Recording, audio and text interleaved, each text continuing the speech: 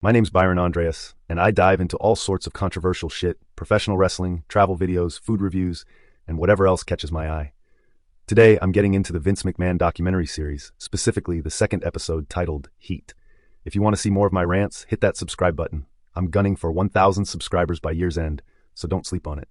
The second episode kicks off with Vince busting out the Stand Back number, and let me tell you, it's a riot. Picture a bunch of folks coked up to their eyeballs, and then there's Macho Man looking like the world's most flamboyant saxophonist. And Vince, he's got some killer dance moves, like if Tom Jones and an over-caffeinated lion had a baby. It's a wild opening, a total laugh riot, and honestly, it's a refreshing bit of comic relief because, let's face it, this documentary is about to take a darker turn. Now, if you dig into the lyrics, you get a taste of Vince's prophetic vibe. I'm heading for the top, where a lot of men drop, baby, watch them drop. A lot of folks reckon this song is a shot at Ted Turner, the big dog over at WCW, or other wrestling promoters holding down territory like it's a goddamn turf war. And that baby, baby heading to the top line? It's like he's throwing out an invite for the ladies to watch him ascend, strutting like the ultimate alpha male.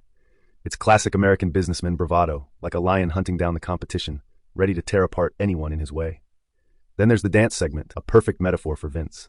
The stories about his demanding rehearsals are legendary. The dude ran a tight ship. And those women dancing with him, their moves are practically dripping with sexuality, which is a hell of a lot for the 80s. Some might say it's an allegory for his affairs, or just him flexing his playboy persona, surrounded by women. It's fascinating because it layers Vince's character with a whole mess of metaphors. He's a narcissist, the center of attention, pushing wrestlers to the brink with grueling hours, turning the whole wrestling gig into a spectacle rather than a sport. It's like he's saying, I'm the king of this jungle, and I'll surround myself with whatever it takes to stay on top. This whole dance number isn't just for laughs. It speaks volumes about Vince's psyche. It's a peek into the mind of a man who sees himself not just as a promoter, but as a larger-than-life figure, a sexual symbol, and a ruthless competitor. He's not just about the wrestling. He's about the show, the glitz, and the glamour, paving his way to the top while leaving a trail of fallen men behind. Keep that in mind as we dig deeper into this wild ride. The episode kicks off with Dave Meltzer, Bruce Pritchard, and a few other talking heads yammering about how 1984 and 1985 were monumental years for professional wrestling. You had the news buzzing about how wrestling was breaking into the mainstream, and suddenly it was plastered all over national networks like NBC. Wrestling was becoming an event, a spectacle that people couldn't ignore. Saturday Night Main Event was the crown jewel, and wrestlers were grinding like they were on a damn assembly line, working 7 days a week, 52 weeks a year. Vince had this relentless vision to make wrestling a part of the cultural zeitgeist, and that meant sweat, blood, and tears from every wrestler in the ring. But let's keep it real. All that grinding came at a price. We've seen too many wrestlers drop dead young or suffer from heart issues because they were pushed to the brink. Decades later, those same wrestlers would look back and chuckle at how lighter their schedules had become. Meltzer throws down the hard truth about the 80s. No downside guarantees. You got hurt? Tough luck, pal. You didn't get paid. So what did that lead to? A bunch of wrestlers popping painkillers like they were candy or working through injuries that would make a normal person scream. Everyone was chasing those big paychecks, not just for the glam, but to cover travel expenses and have a safety net if shit hit the fan. Jesse Ventura, that outspoken son of a gun, believed wrestlers needed a union, especially since they didn't have health benefits or any real rights. Before WrestleMania 2, he called a meeting to kickstart this union idea. But Hulk Hogan, the ultimate backstabber, ratted him out to Vince faster than you can say brother. Hogan told Vince, hey, Jesse's got a plan that could have us walking out of Madison Square Garden. Cut to Vince, looking like he swallowed a lemon, thinking nobody would back Jesse. Just a lot of hot air, he scoffed. Tony Atlas spills the beans on what went down. Jesse had this meeting lined up, but Vince, the puppet master, met with wrestlers one by one and threatened them with the pink slip if they even thought about showing up. Talk about controlling through fear. Wrestlers were desperate for those fat paychecks, and Vince knew exactly how to play them like a damn fiddle. Hulk Hogan? A real piece of work, if you ask me. This is one of his most infamous moments. Imagine if wrestlers actually had a union with benefits. That could have changed everything. Instead, we see Vince's descent into the depths of despicability, prioritizing profits over people. He was all about the business, just like his old man, seeing everyone as a business partner rather than human beings. Maybe that's his old man's trauma haunting him. Vince's dad never gave a damn about his feelings, until Vince started working for him as a kid, and even then, it was all about the bottom line. Another key thing? Vince liked people who had the guts to confront him. A meeting behind his back? To him, that was a coward's move. He wanted folks who would stand up and fight tooth and nail for what they wanted. If you couldn't stand up for yourself, screw you. It's all rooted in how his father treated him, like a business partner, but never a father. Then we get to WrestleMania 2, a wild concept with 3 events happening in New York City, Los Angeles, and Chicago, all at the same time. Talk about biting off more than you can chew. technical glitches galore, and Vince trying to cut to himself from a talk show set while chaos reigned. Yeah, they learned that lesson the hard way. It was a success, sure, but not the earth-shattering triumph they were hoping for, especially compared to the first WrestleMania. Seeing WrestleMania 2 flounder pushed Vince to think bigger for WrestleMania 3. He aimed for the Pontiac Silverdome in Michigan, picturing a legendary main event, Andre the Giant, undefeated, going toe-to-toe with Hulk Hogan, the irresistible force against the immovable object. The arena seated 93,000, and Vince was hell-bent on proving that bigger was always better. The stakes were high, and you could almost hear the clock ticking as he plotted his next move in this ruthless game of life and wrestling. This brings us to a crucial lesson for Tony Khan and the upper brass at All Elite Wrestling. Vince McMahon always had this relentless drive to learn from his failures and push the envelope, even if WrestleMania 2 was profitable. That man wasn't satisfied. He thought it was lackluster. So what did he do? He plotted to make the next event even bigger and better. He sought out a massive venue and crafted a legendary matchup that would captivate audiences, Hulk Hogan versus Andre the Giant. Now, let's look at AEW. They had a golden opportunity with a match like Ricochet versus Will Ospreay. Instead of saving that showdown for a grand venue like Wembley Stadium, which holds over 80,000 fans, or even the all-out show next year at Arlington Stadium with a capacity of 50,000, they're giving it away on free television. Next week, that match is set to take place in front of a crowd that could barely fill a high school gym, around 5,000 fans, if they're lucky. The venue in Pittsburgh could accommodate way more than that, but here we are. Vince's ambition, his insatiable desire to go bigger and better, is a double-edged sword. It's inspiring, sure, even if the man is a corporate bastard through and through. But it also shows how important it is to seize the moment and recognize the value of spectacle over simply filling the calendar with matches. If you're going to pull out all the stops for a legendary clash, you might want to do it in a setting that truly reflects the magnitude of what's happening. Otherwise, you risk diluting the impact of what could be a historic moment in wrestling. It's a lesson in vision and ambition that Khan and his team would do well to remember as they carve out their own legacy in the business. The lead-up to WrestleMania 3 is steeped in both drama and ambition, and it's fascinating how Vince McMahon orchestrated this monumental event. Andre the Giant had stepped away from wrestling due to health issues and needed surgery, but while filming The Princess Bride, Vince approached him about returning for WrestleMania. The conversation reportedly went something like this. Vince told Andre he needed him to draw the biggest crowd ever, to which Andre responded with laughter, asking how many people he was aiming for. When Vince replied, 93,000 seats, Andre chuckled and said, "Okay, boss, I will do it." That moment encapsulates the kind of larger-than-life spirit that defined the event. It's essential to note that Hulk Hogan and Andre had faced off multiple times before, and while there were wrestlers capable of lifting and slamming Andre, the narrative crafted around this match was that nobody had ever done so on the grand stage. The whole setup was masterfully staged, particularly through the Piper's Pit segment hosted by Rowdy Roddy Piper. Piper's ability to hype up the crowd and create tension made it the perfect platform for Hogan to agree to this legendary clash, effectively setting the stage for a showdown that felt monumental. Vince claimed they sold 93,000 seats, a figure that has sparked controversy over the years. The WWF has a notorious history of inflating attendance numbers, and while the actual turnstile count is debated, Dave Meltzer estimates it was around 78,000. The myth of 93,000 added to the event's allure. The media coverage surrounding WrestleMania 3 was relentless, with many outlets dubbing it the Woodstock of professional wrestling due to the sheer size of the crowd and the spectacle involved. What also helped elevate WrestleMania 3 were the celebrity appearances, like Aretha Franklin singing America the Beautiful and Alice Cooper making an appearance. Vince understood the importance of these star-studded elements, but he also knew that the main focus needed to be on Hogan versus Andre. In a landscape where promotions often push multiple matches as equally important, Vince's strategy was to highlight one match that felt larger than life, building a narrative that captivated the audience. Interestingly, Vince kept Hogan in the dark about the match's outcome until the day of the event, which added an element of uncertainty that heightened the drama. This tactic is akin to what some film directors do with actors, manipulating their emotions to elicit genuine performances. By not revealing the finish, Vince ensured that Hogan's uncertainty would translate into a more authentic portrayal of the classic David versus Goliath struggle. When Hogan did triumph over Andre, it wasn't just a victory for the character. It was a cathartic moment in a title reign that spanned over 4 years. Vince's ability to manipulate emotions and craft narratives that resonated with the audience was integral to the success of WrestleMania 3. Dave Meltzer emphasized that this match contributed significantly to the mythology surrounding Hulk Hogan, reinforcing his status as a megastar long before the event. While many claimed Andre had never been lifted before, the reality was that he had been picked up at least 25 times throughout his career. Similarly, the narrative of Andre being undefeated was misleading, as he had lost matches in the 70s and 80s. In the end, WrestleMania 3 was not just a wrestling event. It was a carefully orchestrated spectacle that blended truth, myth, and larger-than-life characters, all of which contributed to its lasting legacy in the annals of professional wrestling. Vince McMahon had mastered the art of storytelling, and even with the embellishments, the event solidified itself as a cornerstone of wrestling history, a lesson that still resonates for promotions today. Watching professional wrestling is like buying into a well-orchestrated lie, not a truth. It's a slick response to anyone clinging to the false narratives spun around iconic moments like Andre versus Hogan. WrestleMania 3, now that's the real deal. It catapulted Hulk Hogan into a mega-stardom that had news reporters claiming he was drawing bigger crowds than the Pope and the Rolling Stones. Just think about that. The mere mention of his name would rake in millions in merchandise. And those clips of Hogan's Real American music video? They scream of the profitable partnership between WWF and MTV, a cash cow that kept on giving. What strikes me most about this whole saga is the Hulk Hogan machine. Hulkamania wasn't just a wrestling phenomenon, it was a breakthrough for the WWF, turning wrestlers into celebrities beyond the squared circle. Vince McMahon was a mastermind of marketing, a businessman who saw dollar signs in every handshake and every storyline. It's fascinating to consider how this mindset shaped his relationships with wrestlers. If Vince liked someone, he'd think, how can I make money with this person? If not, well, it was more about how to exploit them for profit.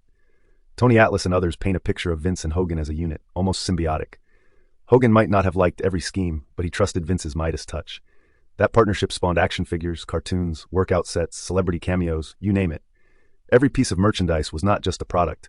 It served as a billboard for professional wrestling. One year, the WWF raked in over $200 million. It reminds me of my grandmother, grumbling about paying for a shopping bag while simultaneously advertising Macy's. Vince saw his wrestlers in a similar light, walking advertisements, money-making machines. Then came the Hollywood itch for Hogan. Vince, fearing the loss of his golden goose, claimed he'd have committed suicide if Hogan left for Tinseltown. So they churned out the script for No Holds Barred. Sure, the movie was a cash grab with a script that could have used some serious work, but the real story lies in the two of them holed up in a hotel room for 2 days, laughing and writing. Sometimes, that's what it's all about, having fun with what you do. As time marched on, Bruce Pritchard and others sensed that around WrestleMania V6, Hulkamania was starting to lose steam. Hogan was aging, and the WWF needed a new star. Enter the Ultimate Warrior, who, after defeating Hogan, quickly became a backstage headache.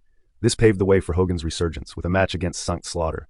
Slaughter's gimmick of sympathizing with Iraq during the Gulf War was Vince's cleverness, blending pop culture with wrestling storytelling. It was the quintessential WWF narrative, the All-American Hogan versus Slaughter, the supposed villain. But that storyline stirred controversy, hitting too close to home for many. With American lives lost in the Iraq War, it felt real. I remember a coworker in college who had PTSD from his time in Iraq. The sound of anything dropping could send him spiraling back into a traumatic moment. Imagine if today's wrestlers tackled gun control issues in a way reminiscent of that era, like a wrestler handing a child a sniper rifle while the opposition argues for responsible gun ownership. It'd be a disaster waiting to happen, just like the reckless storytelling of the early 90s. Hogan later remarked that the story was epic, but it came with a heavy price. St. Slaughter faced death threats, his family caught in the crosshairs of a storyline gone too far. It's a grim reality of professional wrestling that villain characters often bear the brunt of fans' ire, sometimes violently. Vince smartly decided to tone down the storyline, though they still had their WrestleMania match, where the All-American Hogan emerged victorious. This documentary serves as a history lesson, peeling back the layers of Vince McMahon's leadership at the WWF, a blend of showbiz and shrewd business sense. It's a riveting look at the wrestling world, where the lines between reality and fiction blur, and the stakes are as high as they come. During that infamous match, Hulk Hogan made headlines for controversially ripping up the Iraqi flag, an act that sent shockwaves through the wrestling community. And to quote Vince McMahon, "The great American won," but the aftermath was equally, if not more, contentious.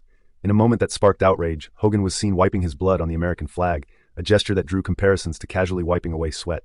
It was a visual that many found deeply disrespectful. The backlash was swift and fierce. One wrestling newsletter even awarded that match the title of the most disgusting promotional tactic of the year, condemning WWE for exploiting the Iraq War and casting Slaughter as an Iraqi sympathizer. It was a blatant case of pushing boundaries for the sake of entertainment, and it left a bitter taste in many fans' mouths. As we reach the halfway point of the documentary, the focus shifts to the Dr. George Zahorian trial, the steroid scandal that loomed over the WWF like a dark cloud. This was a significant downturn for the organization, as fans were growing weary of Hogan's all-American shtick. The same old routine just wasn't cutting it anymore. Dr. Zahorian's indictment on 15 counts of providing steroids to professional wrestlers exposed the underbelly of the industry. Hulk Hogan, in his own defense, likened steroid use to the morning ritual of many who grab a cup of coffee to kickstart their day. In his eyes, it was just another tool to enhance performance, a mindset that reflects the pressures wrestlers face to maintain their larger-than-life personas. The intertwining of these storylines, controversial matches, the steroid trial, and the fan fatigue with the Hogan character paints a vivid picture of a wrestling world at a crossroads. It's a reminder of how the pursuit of profits and entertainment can sometimes lead to choices that blur the lines of respect, ethics, and the very essence of sport. In the steroid scandal, Dr. Zaharian wasn't just a doctor. He was a gatekeeper to a world where health checks were mere formalities. He'd check pulses, nodding with a faux concern as wrestlers lined up, desperate for that magic prescription. It was a darkly comic scene, the kind where the punchline is a needle in the arm. Steroids were legal until the 1980s, when Reagan's war on drugs turned them into a Class 3 controlled substance. But legality didn't mean morality. When the feds finally caught up with Zaharian, it was like watching a bad actor in a tragic play. He shrugged off his arrest with an unsettling nonchalance, saying, "Today is an unfortunate day." The man sounded more like he was lamenting a flat tire than facing serious charges. It was a performance devoid of remorse, bordering on sociopathic, just another day in a world that had long since lost its moral compass. As the steroid scandal unfolded, it couldn't have come at a worse time for Vince McMahon, who was trying to launch the World Bodybuilding Federation, a venture built on the very muscles and steroids that were now under fire. Vince, in one of his absurdly ironic commercials, claimed that the WWF logo meant steroid-free entertainment. You could almost hear the audience collectively rolling their eyes, knowing full well he was lying through his teeth. He looked furious after the cut, a mask of rage barely concealed beneath his carefully crafted persona, the kind of cringe that makes you question how deep the deception really goes. Hulk Hogan, that larger-than-life figure, sat on the Arsenio Hall show and lied through a smile about never touching steroids. Vince, ever the showman, pointed out that lies like that create a media firestorm, and boy did it. Dr. David Schultz and others admitted to injecting Hogan, turning the whole affair into a circus of hypocrisy. Meanwhile, Phil Mushnick from the New York Post was digging deep, calling Vince a dirtbag and uncovering the rot beneath the surface. Wrestlers responded with a knowing smirk, saying, "You don't know the half of it." The sex scandals, the drug abuse, the exploitation, each revelation was a layer peeled back from an already grotesque facade. Tony Atlas spoke candidly about the culture of the time, saying that if what wrestlers did in the 80s and 90s were exposed today, they'd be seen as the worst people on earth. Women were treated like toys, easily exploited in a world that saw them as little more than props. It was a brutal honesty that cut through the glamour, revealing a dark underbelly where safety was an afterthought. The conversation turned to the infamous Ring Boys scandal, where Mel Phillips, in charge of the young boys who set up the rings, was accused of sexual harassment and abuse. These weren't just kids. They were often underprivileged, swept into a world that promised mentorship but delivered exploitation. If they refused sexual favors, they faced the very real threat of being cast aside. And then there was Pat Patterson, a figure celebrated for his courage in coming out as gay, now entangled in allegations that threatened to unravel his legacy. Tom Cole, one of the Ring Boys, recounted being touched inappropriately and fired for turning down advances. The culture of silence was deafening, with whispers of Vince's complicity in covering it all up. It was a sordid mess, one that left a stain on the industry and a reminder of the darkness lurking behind the glitz and glamour of professional wrestling. Eventually, Vince McMahon settled with Tom Cole, kicking off a disturbing pattern of hush money that masked the darker controversies swirling around the wrestling world. Mel Phillips and Terry Garvin were shown the door, while Pat Patterson resigned, only to remain a controversial figure during the Attitude Era. Dave Meltzer reported that Patterson, despite being targeted by rumors of molesting children, was deemed innocent by many within the company. The narrative twisted into a grotesque hunt, fueled by homophobia. He had to go, they said, because he was a homosexual.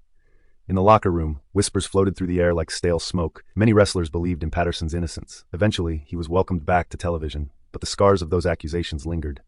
Tony Atlas recounted a chilling moment, admitting to being sexually assaulted by Patterson, grabbing his pecker.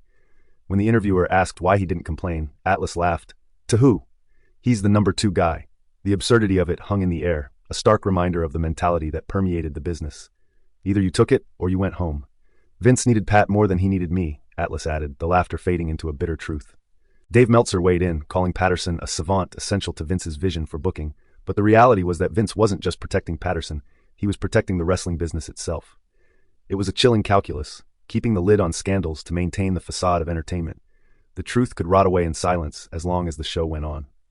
Meanwhile, the media circled with a predatory instinct, like vultures drawn to a carcass. Phil Donahue and other talk shows were eager to exploit these scandals for ratings, turning a profit on the chaos. Yet, there was a deeper issue. Fans remained blissfully unaware or simply apathetic, enamored with the glitz and glamour of the spectacle. As Jeff from the Off the Ropes show put it in his video titled, "To Hell with Chris Benoit," just because you're a fan doesn't give you a free pass to ignore the atrocities committed by those you idolize. Some still forgive O.J. Simpson, refusing to confront the truth staring them in the face. Vince McMahon appeared on Donahue, where Meltzer sat beside him, only to reveal that Vince felt like he was living through the longest hour of his life. The discomfort was palpable. This was a moment he couldn't control. And that was a psychological horror for a man who thrived on power and dominance. The honky-tonk man chimed in with a wry grin. What scandal do you want to hear about? There are plenty. But even he tread carefully. The last thing he wanted was to stir the pot and end up in hot water with the company. Then there was Rita Marie, the first female referee in WWF, who stepped forward with allegations of sexual assault against Vince McMahon himself. She claimed he forced her into oral sex, a revelation that turned the spotlight on the deeply entrenched sexism of the industry. The blonde bombshells were the ones pushed to the forefront, a sickening reality where Vince's preferences dictated the narrative. When Lana and Liv Morgan parodied a lesbian angle, many joked it was because Vince wouldn't let Sonya Deville, who actually identified as a lesbian, take the lead since she didn't fit his aesthetic. Rita spoke out on a talk show, detailing the pressure and coercion she faced to maintain her lucrative contract. She described a scene where Vince ripped off her clothes, painting a horrifying picture of power dynamics at play. As much as Vince claimed it was consensual, the reality was far more insidious. Once accused of sexual assault, a person's innocence became irrelevant. The stain lingered. Vince's insistence on consent only served to cast a shadow over the true nature of the accusations. In the wake of her revelations, the WWF sued Geraldo Rivera, and the tide of public opinion turned against Rita. Stereotypes of gold-digging women trying to exploit the system overshadowed the serious nature of her claims. The 90s were a different world. Misogyny and sexism were rampant, and accusations of sexual harassment were often dismissed or belittled. It took movements like Hack Me Too to start peeling back the layers of silence surrounding these issues, ignited by the toxic rhetoric of the past. This documentary on Vince McMahon isn't just a dissection of one man's legacy. It's a critical examination of a culture steeped in exploitation and silence. It's a call to confront the uncomfortable truths of the wrestling industry, and by extension, many other sectors where power dynamics allow abuse to fester unchecked. This documentary demands we reflect on the cost of fame and success, urging us to advocate for accountability and justice, not just for the victims of these scandals, but for the integrity of the entire industry. As we navigate this complex landscape, we must remember that the stories of those who suffered in silence matter. Bringing these issues into the light forces a reckoning, reminding us that the glitz and glamour of the wrestling world can't overshadow the darker realities that lie beneath. It's a call to action for fans and industry insiders alike. We can no longer afford to turn a blind eye to the past. The time has come to acknowledge these stories, learn from them, and strive for a culture where respect and dignity reign supreme, ensuring that the sport we love is rooted not just in spectacle, but in integrity. In the realm of both wrestling and independent filmmaking, the narratives we construct often overshadow the voices of those who dare to speak out. Rita Marie's experience is a stark reminder of how society tends to label women with allegations of sexual abuse as gold diggers, dismissing their trauma in favor of protecting the storied legacies of powerful men like Vince McMahon. Similarly, my journey through the 48-hour film project reflects a troubling reality where I was viewed as a troublemaking minority, just a sore loser, when I stood up against the unprofessional conduct surrounding me. Like Rita, I found myself entangled in a web of stereotypes and assumptions. My journey with the 48-hour film project was a whirlwind of pain and frustration that left me feeling unheard and marginalized. During the New Haven event, I was subjected to patronizing remarks, like when someone said, "It's great that a black man is doing the competition." It felt less like encouragement and more like a thinly veiled insult, especially when another person asked, "Are you just a black man who wants to work with other black people?" Such ignorant assumptions about my identity stung deeply, particularly as someone who is multiracial. It's like assuming a redhead is Irish or that a white person with glasses is Jewish. People shouldn't be reduced to stereotypes based on appearances. When asked what inspires my writing, I shared the painful memories and chaotic emotions that fuel my creativity, confessing my struggles with suicidal thoughts and PTSD. Instead of empathy, I was met with laughter and derision from the city producer, who mockingly pointed at me while I tried to gather my thoughts on stage. I had struggled with suicidal thoughts from the time that I was 8 all the way 10-33, but it really escalated from the time that I was 23 until I was 34. Because after I graduated college, I worked at a job called Conway, where I dealt with severe workplace bullying, and the job was robbed by its security guards, and I was almost murdered by the Hamden, Connecticut police who were aiming guns at me and laughing and grinning. In addition to that, my father responded with, "Isn't it a reason to get a better job?" And I had a psychiatrist that once told me I'm no form of victim and I need to figure out a way to move on. I worked for Southern Connecticut State University, where I had a coworker coming to work, drunk, expose himself by peeing by dumpsters. He almost assaulted me, and he and the managers would manipulate me into doing his work because he was one of their friends. I also live with the brother with extremely sexually inappropriate behavior due to his mental health issues. I also had a really tough breakup with a woman that I wanted to marry. My grandmother passed away during a time in my life where I had a bunch of self-destructive behavior. And my parents were really apathetic about what I was going through, like going back to a crazy ex-girlfriend and saying it was because I wanted to feel loved. And my parents would say things like, no, you were thinking with your penis and you cared just about your coming. And my father was running for governor of Connecticut.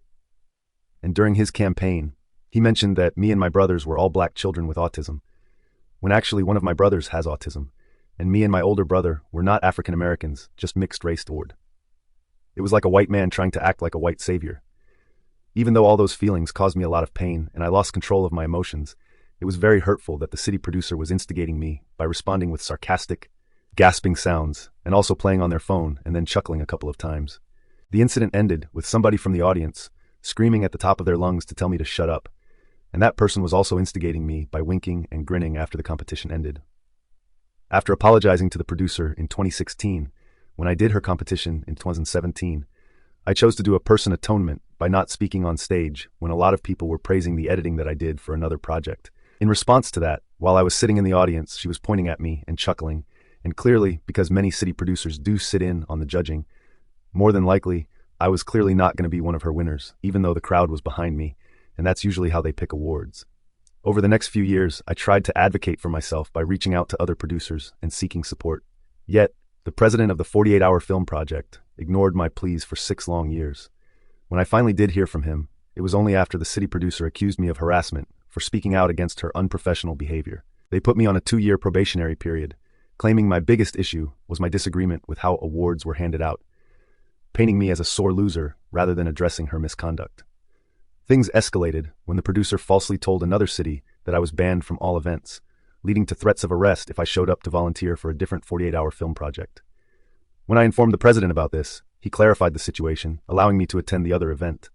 The other producer even offered to pay for my hotel room, but that promise was never fulfilled. Ironically, a few years later, the city producer had to step down from her position due to a controversial news article exposing her discriminatory behavior in her state job. This entire ordeal mirrors the experiences of Rita Marie, whose situation was far more serious, yet highlights a shared reality. People often overlook issues until they escalate. Instead of confronting the problems head-on, they prefer to silence voices like mine, dismissing our struggles and perpetuating harmful narratives. It's disheartening to see how easily those in power can sweep issues under the rug, especially when they see someone like me as a filmmaker with no future, while protecting someone who is profitable for the organization. Ultimately, it's a call for accountability across industries, because no one should have to endure harassment or abuse, and no one should be reduced to the stereotypes that society so readily imposes. Rita's story and mine should serve as reminders that the fight for dignity and respect transcends individual experiences. It's a collective struggle against the very systems that seek to silence us. As we delve deeper into the wrestling landscape, it's clear that the allure of giant contracts and limited schedules has lured many wrestlers away from the grinding routine of the WWF. Eric Bischoff's recounting of Hulk Hogan's frustrations on the set of Thunder in Paradise highlights a crucial turning point in wrestling history. Hogan, once the golden boy of the WWF, found himself trapped in a trailer for hours, longing for time with his children while juggling an exhausting schedule. WCW recognized this discontent and offered Hogan a tantalizing deal, lucrative pay for far fewer working days. This was a stark contrast to the relentless grind of the WWF, where wrestlers were often on the road 52 weeks a year, sacrificing family life for the sake of the company. The approach taken by Ted Turner, asking wrestlers how many days they wanted to work and tailoring contracts accordingly, was revolutionary. Whether it was 30 days for $1 million or 100 days for $3 million, Turner's willingness to invest in talent, regardless of immediate returns, was a game changer. In the same vein, TNA under Dixie Carter and AEW with Tony Khan have adopted similar business models, allowing wrestlers to earn substantial salaries while not necessarily being on the front lines. Page and others have openly discussed the paradox of earning good money while sitting at home, a luxury that many in the WWF could only dream of. This shift in the industry highlights the exploitation wrestlers often faced in the WWF, where their lives and families seemed secondary to corporate profits. Hogan's move to WCW was not just a career shift, it was a seismic event that led to dream matches like Hogan vs. Ric Flair. This clash of titans was akin to other iconic showdowns, such as The Rock vs. Stone Cold or Andre the Giant vs. Hogan at WrestleMania 3. Flair, a staple of WCW and NWA, had a storied history that made this encounter a must-see, embodying the spirit of wrestling's golden age. However, the backdrop of Hogan's departure was fraught with tension. The government's pressure on Hogan to testify against Vince McMahon during the steroid trial added a layer of complexity and danger. Hogan, with a penchant for embellishment, claimed threats loomed over him, yet the stakes were real for McMahon. A betrayal of this magnitude could have spelled disaster for the WWF, which was already under scrutiny. The prospect of Hogan turning informant was a nightmare scenario, one that could have led to McMahon facing up to 17 years in prison, effectively ending his empire. In this jungle of competition and betrayal, Vince's philosophy of survival rings true. When the alpha lion is weakened, the pack will pounce. The media frenzy surrounding Vince, coupled with Hogan's momentum in WCW, painted a target on McMahon's back. It was the perfect storm, the government sensing vulnerability, the press circling like vultures, and the wrestling world holding its breath. As the episode culminates in a tense cliffhanger with Hogan claiming immunity and a plan to testify against Vince, the audience is left on edge. But history reveals that McMahon was able to navigate these treacherous waters and emerge relatively unscathed. The closing credits introduce a chilling reminder of the personal toll within this industry. Rita Chatterman, the referee who alleged sexual assault, and the implications of her story that echo through the years. The brief lifting of the statute of limitations in the 2010s, coupled with McMahon's alleged hush money payment, throw a stark light on the darker side of wrestling, a world where power dynamics often silence the vulnerable.